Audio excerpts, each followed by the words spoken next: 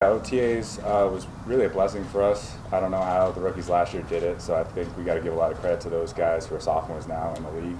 But going through OTAs really helped just from a knowledge standpoint and just understanding the basic kind of concepts that this offense asks you to know.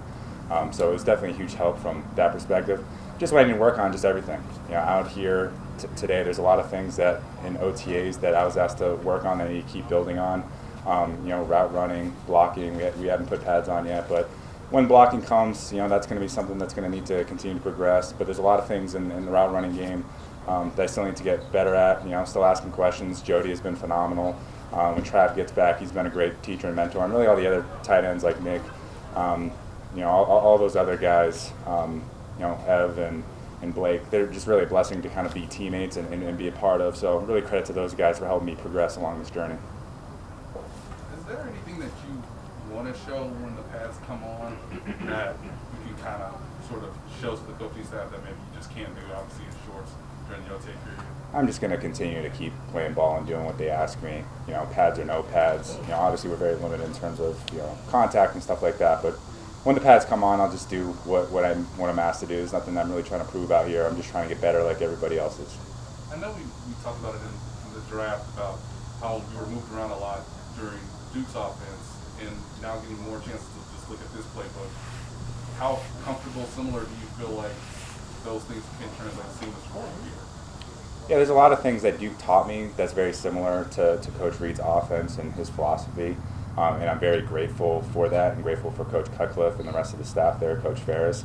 So there's definitely a lot of things that I've been able to kind of take with me from them that translate over here. But like I said, I'm just trying to continue to get a hold of the new intricacies that Coach Reed asked us to do, like everybody else is. So there's definitely stuff that translates, but there's still a lot of stuff that I'm learning and need to get better at. You're joining a team that is the Super Bowl favorites, quite honestly. Was there a point in which you realized what the standard was here and you had to raise to that level or anything like that? Yeah, I understand the standard of the team, but every team in the league has a standard. Even though we may be looked at as a Super Bowl winning team, like you had mentioned, we have a standard here, and I'm just trying to uphold that. I knew that coming in. I knew that as soon as I was drafted, and just really credit to my teammates for kind of getting me up to speed on that, and then kind of rolling that out here on the practice field. When you were drafted, we talked a lot about Travis and the comparison to that. And I was just wondering, now that you've been in the offseason with him, you've been able to develop a relationship, just what has he meant for you as you're continuing your transition to being pro? What has he meant for me? Yeah, that's to lead you into this experience. Yeah, I mean, it's tremendous. Like I said on draft day, I don't think there's anywhere else I'd rather be in the country to be able to learn under Travis Kelce, one of the best tight ends in the league.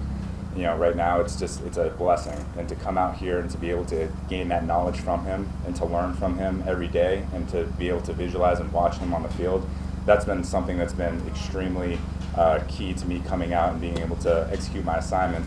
And even guys like Blake and guys like Nick and other guys, like those guys have been in the system and they've been tremendous in helping me out with my development and just being able to come out here and execute what I need to do.